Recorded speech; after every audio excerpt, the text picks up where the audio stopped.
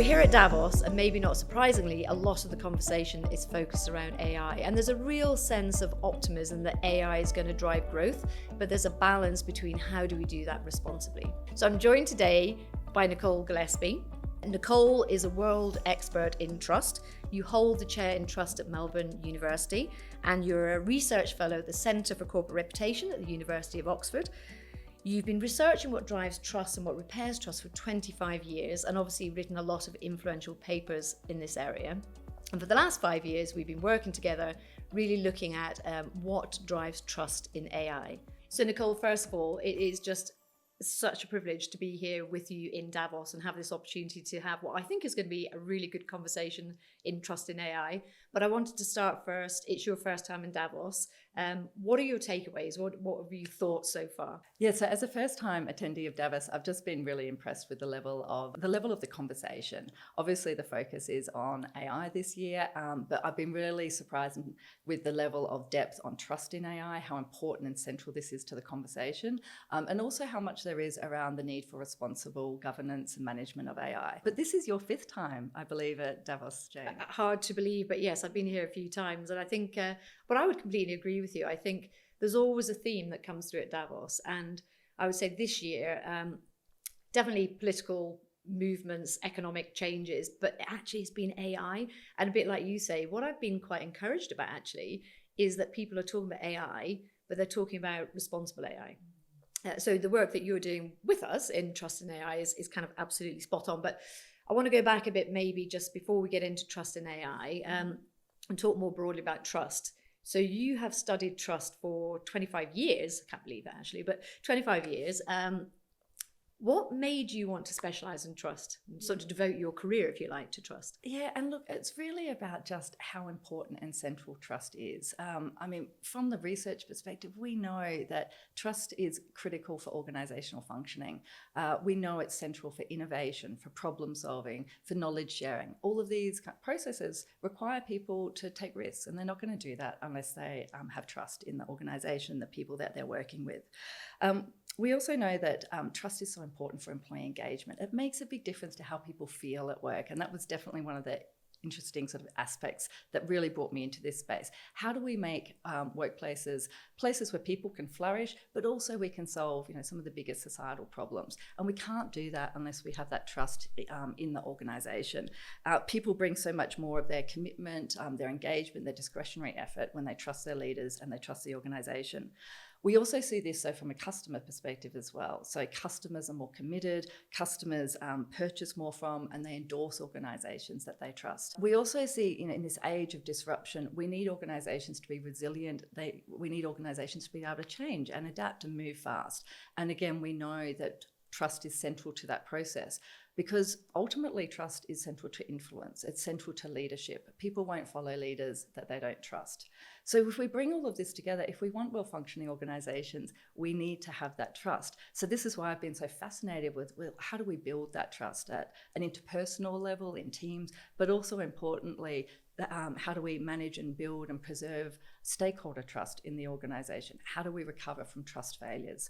And that's certainly been one of the big learnings, is it's better to proactively invest in maintaining that trust with stakeholders rather than suffer the trust damage. And, we see that just takes so many resources and time and effort, and really, it takes so much emotional effort as well to get through those processes. Well, you're preaching to the converted with me, because I guess, in corporate affairs, working, trust is just so very critical. What I love about what you're doing is, in some respects, you're bringing the rigor to trust. So I would say that, businesses very much, they know how to measure growth, but increasingly they know and are starting to measure trust, which I think is, huge progress in the last 25 years. So businesses are thinking that trust is actually quantifiable, which is what you're sort of bringing to it. So maybe if we sort of dive into the trust research. So as we said, it's the 4th edition of the survey that you've carried out with KPMG. So you must have seen trends over the last 3 years. So I'm really interested, you're seeing the early findings, so we haven't got the full report yet. Is there anything that surprises you? Yeah, well, definitely one of the key surprises for me is around the level at which employees say that they're using AI complacently and inappropriately at work. So we find some pretty startling statistics here, like 3 in 5 employees say that they're using AI without checking the accuracy of it, without checking to see, whether it's credible. They're bringing it into their work, and because of that, they're making mistakes in their work. So again, 3 in 5 people say that they're making mistakes, and the part of that is from this complacent kind of use. I think also concerning is that we see a lot of people are engaging in activities which are really augmenting risks for organisations. So, for example, uploading company information, sensitive company information around sales data or customer information into public Gen AI tools. So, of course, this is augmenting risks for organisations. One other difference that we find in the research this year is when we look at the risks of AI, we find that one of the top risks is this sense that AI is diminishing human interaction and connection. So that's something that's really different from our previous surveys. We still see other key risks up there like cybersecurity, misinformation, but this emergence of this loss of human connection and interaction, and that's concerning from a trust perspective. I think that is where a lot of the fear comes from, isn't it? It's that sort of human piece. But I was really surprised, one of the findings, and I think you weren't surprised because you've seen this trend, but was this notion that actually it's emerging economies who are advancing more quickly in AI. And actually from a trust point of view, it's the more advanced economies who are more reticent. What was your take on that? And is that something that surprised you? It surprised me. Yeah, so it's one of the key insights that we take away is, first of all, that, AI still does have a trust deficit, but we do find differences across countries. So we find in the advanced economies around 3 in 5 people are either ambivalent or unwilling to trust in AI systems. It really is, yeah. And we also find that, about 2 in 5 have low confidence in government and industry, commercial organisations' use of AI. Now, in those emerging economies, so these are countries like India, China, Saudi Arabia, UAE, even some of the African countries, we see a really different pattern there. We actually find 3 in 5 people are trusting AI systems broadly, and that's across a range of different systems.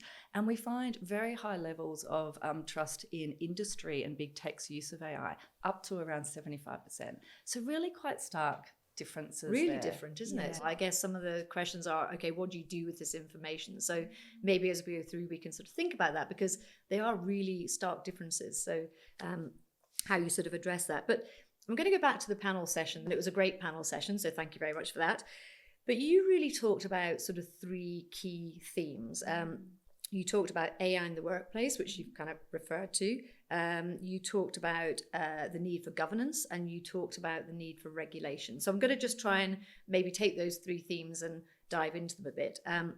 So if I start off with workplace, and you've touched on it a little bit already, actually, but maybe if you can just really sort of synthesize and summarize, what are the 3 top themes that you think in the workplace that people should be thinking about today? I mean, I think one of the key insights here is that the age of working with AI, it is firmly here now. 71% of employees say that they're using AI at work. Most are using general purpose Gen AI tools, so like ChatGPT. And what we found was quite surprising is that the vast majority of them are using free publicly available tools.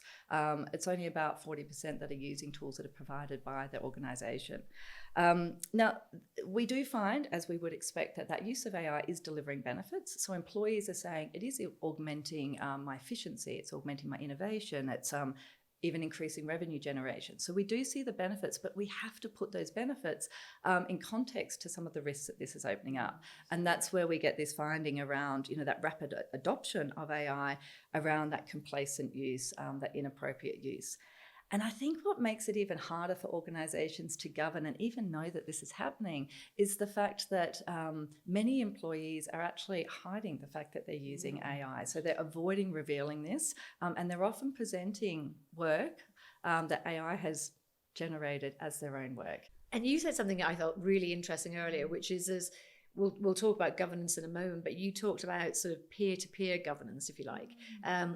So people are hiding it perhaps because they're not confident about what they're doing, and actually maybe talk a bit about what's that peer-to-peer relationship and how does that help get over some of these risks? Yeah, well, I mean, this is it, is that, I mean, top-down governance, it's important.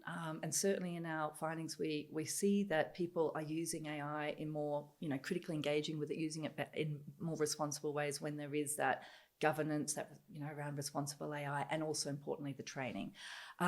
But at the end of the day, we do need this sort of peer governance as well, because it's your peers that know what you're doing. It's your peers you're going to saying, is this appropriate? Should I be doing this?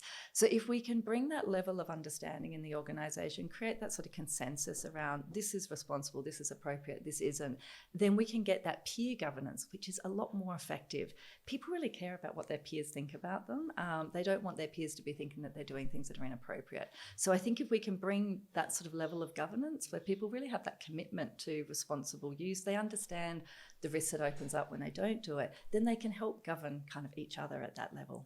And you talked a bit about there, and just come back to it, there's a bit about level playing field. So how do we actually make sure that people don't get left behind? And there's a fear factor here, isn't there?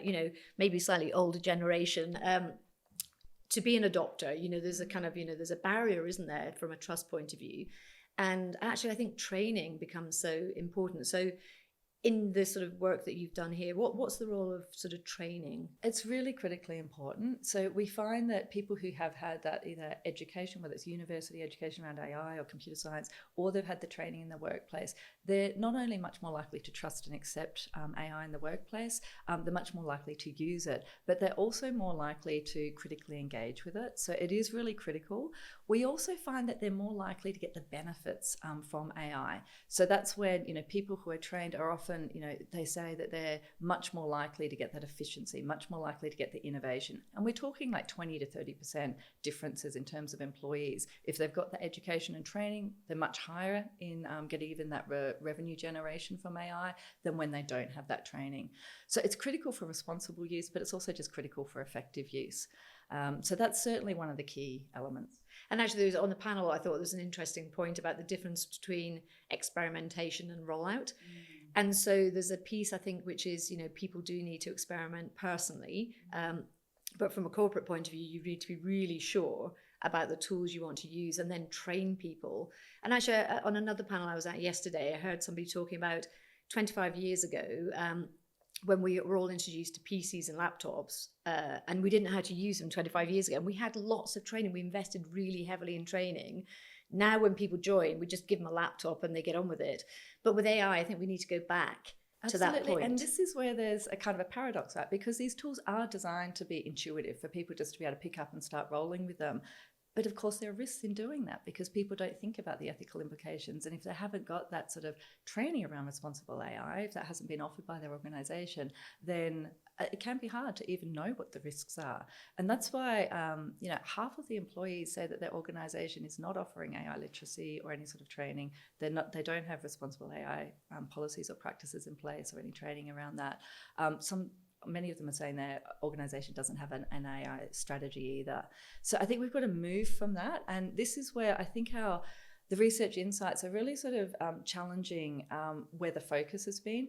All the focus that I've seen today has been around responsible use of how organisations are integrating AI into product and service delivery. Are we developing the AI right? Are we getting the right data sets? Is it accurate? Are we testing it, ongoing over time? Is it meeting all the privacy rules? And all of that is really important. But, AI is everywhere, and that's only one application of how organisations are using AI. The other application is, of course, this, I think, more background use of generative AI tools in the workplace. So we just have to bring that same sort of level of governance to that everyday use of employees. And I think, create communities of practice, create safe spaces for people to experiment. And, to me, governance, it's not just about the policies. They're quite easy to ignore, to be honest, and often are. It has to be embedded in the culture. And that's where I think that psychological safety, so people are open about how they're using it, when it's working, when it's not working. They're talking about it with their peers and they're continuously learning. Because the reality is this technology is continually adapting, it's continually evolving. So we need to create spaces in organisations for employees to also continually evolve and update and upskill with this. Absolutely. So, I think it's very clear. It is about transparency. It's about psychological safety. It's about training.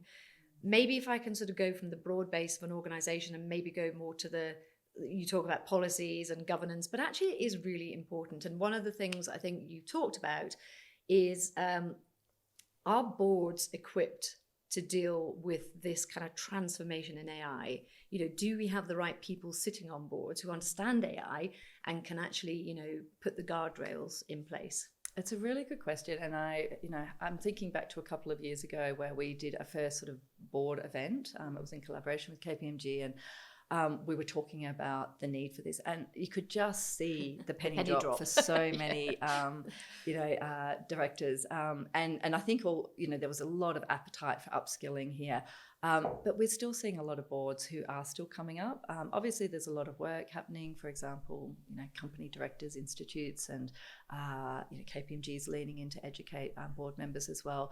But I think it does open up the question of the composition of boards and around this governance. So, having CTOs, chief technology officers, on the boards, bringing that deep expertise of AI. But I also think that there's a space for corporate affairs, because this does have reputational impacts. It does open up risks. And I think also HR directors, they need to have a foot at the table on the board as well, because so much of this is about the upskilling, about the ongoing workforce development. It's about the strategic workforce planning, because of course another whole side of this is that these AI tools are rapidly changing the nature of work. They're rapidly changing the skill base, and they're automating a lot of processes. So, to avoid having that loss of trust from employees because of, potentially making jobs redundant because AI is taking those jobs, we can do, I think, a really good job by strategically planning. Yeah. But all of that takes, that foresight, and it takes the time. And I think that complementary multidisciplinary skill set on the boards. And I love the fact, obviously, that you said corporate affairs. I couldn't agree with you more. And I guess it's, we had a conversation earlier again at the panel with some other colleagues saying, how you bring corporate affairs in at the beginning to really measure and be clear about what the stakeholder expectations are, and not wait until the end from a crisis point of view. So actually the work that you're doing in terms of, putting the data behind the issue, I think is really, really valuable. Sticking on the board piece for a minute, because we did have this conversation before, and I think I suggested that maybe we needed younger people on the boards, but I think you came back with a really good response, which was, it's not necessarily having younger people on the boards. How do the board tap into that younger experience where people are more immersed in AI? What's your sense on that? Yeah, and I do think like a lot of the CTOs and people that are coming out, often the people who have the expertise are actually, considerably younger than perhaps traditional board composition. But yeah, our data does show that, the digital natives, the 18 to 35-year-olds, much higher levels of adoption and trust and understanding of this. They're much more likely to have had AI training. So they are moving faster. So we do see that creates a bit of a risk in terms of, who's benefiting from this and who do we need to support. So I think it goes back to some of the ideas around that workforce planning and development, and how people's careers are progressing over time, particularly for people in that sort of over 35. We see another jump for people in that sort of over 55 bracket. So yeah, I think that it is important to leverage and learn from, and it is shifting the expertise base. And I think, who we're going to for advice. So, I think many of us are going to our younger colleagues. So, how do I do this, and can you upskill Exactly. me here? So, and I think that's a healthy development. We get the best from trusting people when there's not a lot of hierarchies and status differences, and I think this could actually be a really helpful. But actually, you say something which is interesting as well, because we talk about being bold, fast, and responsible. And I think there's an element here that there are probably going to be parts of the organisation, maybe corporate affairs, maybe risk, maybe legal, who might tend more to the responsible. You're going to have parts of the organisation that are really pushing for innovation and driving. But then this piece about speed and being fast, actually, I think there's a role for some of the younger generation to experiment and go fast, provided, if you like, they're balanced with the other two. So I think that sort of whole governance piece, that kind of brings the governance and peer-to-peer all together. I'm going to go from, so the three themes: workplace, governance, regulation. I'm going to just quickly touch on regulation. So regulation is something that has come up while we have been here. And I think, there's a sense that there are parts of the world who are moving into quite, not heavy regulation, but very clear regulation. There are other parts of the world who are very much, probably quite visibly moving away from regulation in the space of tech and AI. What's your sense from the sort of research? What should we be thinking about from regulation point of view? Is it a good thing? Do we need more of it? Yeah, and it's such a, I think, hot topic at the moment, and something we really are still figuring out. I mean, obviously there has been a lot of investment in regulations, across many different countries and obviously regions. We've got the EU AI Act that came into force in August last year. I'd really like to contextualise this in terms of, what is the public experiencing and what are they expecting? So the first thing is, while we find differences across benefits and trust and all of that in those advanced versus emerging economies, when it comes to how people are feeling about the risks and the concerns, we're seeing high levels of consensus. So 4 in 5, about 80% of people globally are concerned about a range of risks with AI. So I think the fact that there's consensus there, and we're seeing that across all countries. We're not seeing any real differentiation there. But what we're also seeing is that the AI regulation at the moment is falling short of expectations. It's not helping people to overcome their concerns. So just to give a bit more data around this, we're finding 4 in 5 people are saying that they're concerned about cybersecurity, loss of human interaction and connection, misinformation, loss of privacy, de-skilling and job loss, manipulation and harmful use. So they're the big ticket kind of risks.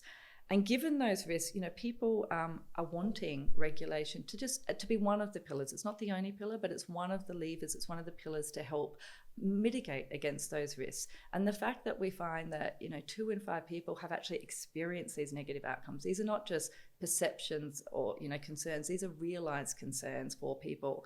So I think given that context, it's understandable that we find 70% of people globally say that that's a high AI, number, don't you think? It's very 70%. high. They want regulation. Yeah. They're expecting regulation of AI. So that may not align with all sort of political ideologies, but it's what people are saying. It's what people are expecting. So they want the regulation. AI, the current regulation is falling short. Only 2 in 5 say that current regulations are sufficient. And what is also coming out of our survey is what people are expecting that regulation to look like. So we do find strong consensus around the need for international regulation, but also that's supplemented with existing, governments and existing regulators weighing in on it. We also see a strong appetite for co-regulation. So people want industry to be in and working with governments, both at that national and international level, to solve this. We see less appetite for self-regulation by industry. And I think, that's understandable. We have had we had a massive deregulation mandate around the banks and financial institutions. Absolutely, yeah. A few years later, we had the global financial crisis. Yes. So, I think if I extract out of AI and look more globally, we do see that when there's a heavy deregulation of industries that pose risks, we do tend to see more trust failures. We tend to see competitive pressures of race to the bottom.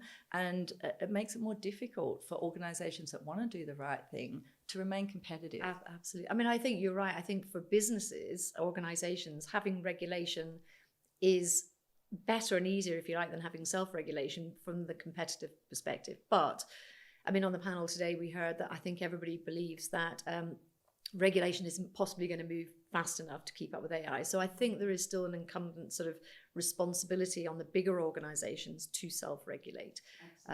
So I think we're seeing more of that, but I don't know your... Yeah, and I think that's it, is that, we need governance, and that will always be an important point regardless of, I think, the regulatory kind of broader landscape. But I think what people are saying is they want a multi-pronged approach. They definitely want organisational governance, but they also want that regulation at that sort of national and international level. And that brings benefits. Like, there's a strong business case for this. Absolutely. It brings certainty for business. It brings interoperability when we've got common standards, common regulations. So I think from a multinational perspective, I think actually, it brings a lot of benefits. And I think it's really interesting. You say 70% of just, general population do want regulation, but you also made the point that generally speaking, people aren't aware of regulation. And I'm not sure that the public are ever really going to be that excited about regulation, are they? You look at the food and drink industry, heavily regulated, but do we know where that regulation is? So I think there's a piece that interesting that people want regulation, but won't necessarily know when it comes. Yeah, and this is it. We've tracked it across lots of different kind of contexts. Like when people feel that there is good regulation, fit for purpose regulation, it's regulating the things that matter. It's not trying to regulate and overly burden things that don't matter. And if you look at the EU AI Act, it's about high risk applications. It's about AI use in deciding who gets a job, who gets shortlisted, who gets promoted. It's about AI use in medical contexts, to make, to help with diagnoses of diseases. Like these are high use, high risk uses. Even a lot of the AI EU Act is about regulating AI use in law enforcement, and I think people do want that. Some of that's quite devoid from perhaps how corporates are using it. So I think it's important to say that regulation is just around the high risk applications, where I think clearly it's in everyone's interest to have some regulation around that. That's interesting, because there's this kind of risk benefit piece here, isn't it? And again, you talk about some of the things that we've learned from the past. And actually, a lot of the advance of AI is going to depend on really good data, which means people need to give up their data. But then if you look at social media, people willingly give up their data, don't they? For I would say, relatively low return, but maybe other people feel higher return. What's that sort of risk-benefit equation that's going to sort of make the trust piece work, do you think? Yeah, and I think it's such a good question, because it's one of the reasons we see this divide between those advanced economies and the emerging economies around trust. So in the emerging economies, they see the benefits as outweighing the risks. It's not that they're naive to the risk. It's not that they're seeing it. They see the risk very similar to people in advanced economies. Like I said, we all see the risk pretty similar. The difference is that in advanced economies, people see the risks as outweighing the benefits. So that's where I think, what does that really mean? Well, the more we can educate people about AI, bring that capability level so that people can realize the benefits from AI, but they're also, every individual, can play a role in mitigating the risks that are coming from AI, but they need to be able to understand and contextualize those risks. So I think social media, that you brought up the example, it's such a good one, because social media's been around for 20 odd years now. It's taken a long time for us to really understand some of the negative impacts. Of course, it's had some positive impacts, but massive societal negative impacts. Well, it goes back to that point about regulation. I mean, are the things we should have learned from social media that we don't fall into the trap and don't regulate early enough? And that's it. And I think it's about really understanding, not waiting for these risks to escalate and to get to such a point that regulation is forced. It's about how do we have more adaptive regulation, more fit for purpose regulation, really focused around the risks and vulnerabilities that people are experiencing. So it's taken a long time. I think some of our children have grown up in that age where mobile phones, social media is all being used at schools. They didn't really have safe spaces anymore, but people didn't necessarily understand. So I think part of it is about about AI, and particularly for organizations, let's start researching and understanding and leaning into the benefits that are coming, but also the mixed impacts. And there are a lot of mixed impacts that are coming from this. We find equal proportions say that it's increasing stress in the workplace, just as many as are saying it's reducing stress and workload. So we've got to understand the impacts that this radical transformative technology is having on people. We need to do that quickly, get the facts out, get them agreed on, and then think about how both organisations can play a role in governing, but then also how do we help speed up some of the regulations, governance, and individuals. And actually, you make a really good point. I think as a parent, I do look back, and my children grew up in that generation. Social media, I didn't understand social media well enough, and probably expose that, or allow them to be exposed to things that now I maybe wouldn't have wanted. So I kind of think, we need to learn that lesson and apply it to AI now, to give people that trust so that they can move fast with AI, be bold, but make sure that we're being sort of responsible. So KPMG did develop or have got a trusted AI framework. So a lot of the words you're using, fair, transparent, equitable, all of those things. And there's other elements that we could get into as well. But I found it a really, really helpful guide, actually, because there are sort of, 10 different aspects that you need to think about. So just to sort of maybe bring us into a bit of a sort of conclusion and wrap up. So we've covered the sort of 3 areas of AI in the workplace, governance and regulation, some really good insights. Now, I know there's still more to come, and the full report's going to come out in April. So we'll look out for that. But I'm going to just take you back to the panel that we had. I think one of the things I think it was David Rowlands that said it, that in all of us, we've got one half which is a real optimist about AI. We see that there's a massive potential for growth. It could really sort of change the world for the better in many ways. But there's another part of us that is actually really quite worried about sort of some of the sort of the risks and the ethical issues. So I guess I'm going to ask you, if you're one half optimist, one half slightly sort of anxious, where are you on that scale? I would probably classify myself as a cautious optimist. I'm naturally optimistic by nature. I do think that we will harness the power of this for good. We're already doing it. There's some amazing case studies, particularly in public sector use of AI, where we're able to do things that just weren't possible before, and that's having material benefits. So I am an optimist about it. I believe we know how to get this right. I don't think that's a knowledge base that's still coming. I think we already have a lot around that. For example, we've had these principles for trustworthy AI. There's been a lot of work in how do we translate those into practices. I think the work that KPMG done has applied to itself and helping clients with, we do know what is required. We know what the public want, and the public have high consensus in terms of what they're expecting around the development, the use and the governance of AI. So it's really just a matter, I think, of, the complexity of putting this into practice, given all the different manifestations of AI and how it's used, high, low risk, the competitive pressures around this as well. But I am an optimist. I mean, we have seen a lot of great work in terms of governance, in terms of the regulatory space. And I think also we've seen a lot of progress around standards. So, the ISO have been working on this for, 5, 6, even more years. KPMG Australia, I think, became the first organisation globally to be certified around the ISO, AI governance and management framework. So all of this, shows the progress that I think is being made. And I think I'm really heartened by the fact that the conversation here at Davos, it is about the transformative power, the benefits, what we can do with AI, but it's also about doing it responsibly. So I am optimistic. I think my only sort of hesitation there is perhaps just some of that around the political environment, and just, I guess the hope is that we don't roll back too much around, really mitigating the risks and regulating the risks where they need to be. So I've mentioned a couple of times that we talk about being bold, fast and responsible. And the question I've got for you is, can you actually be all three, do you think? It's such a good question, and I think it actually lies at the heart of a lot of the tensions and paradoxes around AI. Certainly, I think we can be bold. We are seeing the transformative power of AI. I mean, one example that we've seen in Australia is, the government has used AI to detect when people are using mobile phones when driving. And this has made such a big difference for reducing roll toll, saving lives, reducing accidents. So I think that's just one example of that bold transformative impact. It's something that could never have happened at scale without the use of AI. So we can do that. We can do that responsibly. We can be bold and responsible. We know the processes. There's a lot of consensus around the practices and principles we need. In that case study that I was just talking about there, it was done in a very responsible way.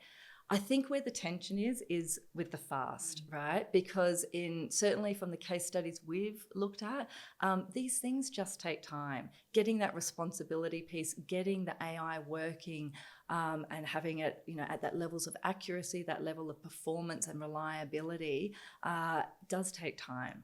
In particular, we see that, for AI to have that sustained trust and those high levels of sort of performance, it typically takes co-design with a lot of different stakeholders. Obviously, it depends on what the AI is, but that co-design and that, deep consultation with stakeholders, it takes time. So if we're thinking about fast as in, 1 to 2 years, then yes, I think we can be fast. If we're thinking about perhaps an unrealistic time frame around how long it takes to develop these AI tools in a way that is responsible, I think that's where we need to perhaps recalibrate. That's fantastic. So definitely bold, definitely responsible, fast.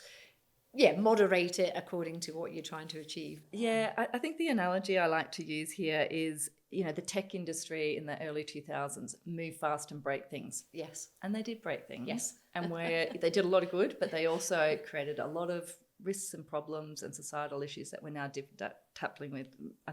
grappling with, particularly around that misinformation. The analogy I'd like to see is move boldly and responsibly for sustained trusted adoption. Amazing. Well, listen, I think that's a really optimistic way to end. And I guess, what I'm sort of seeing come through all of this is this sense that you can, with AI, you can do things with AI that we couldn't do before. But what we're saying here is, yes, you can with AI, but do it in a way that's responsible and build trust. Because without trust, you're not going to be able to do what you want to do. So probably a good place to end. But Nicole, just to say, what a pleasure. It's been just delightful to have this conversation, and also amazing to be here in Davos with you. And we'll come back maybe and see what the world looks like in a year's time. Thank you so much, Jane. It's been a privilege. Thank you.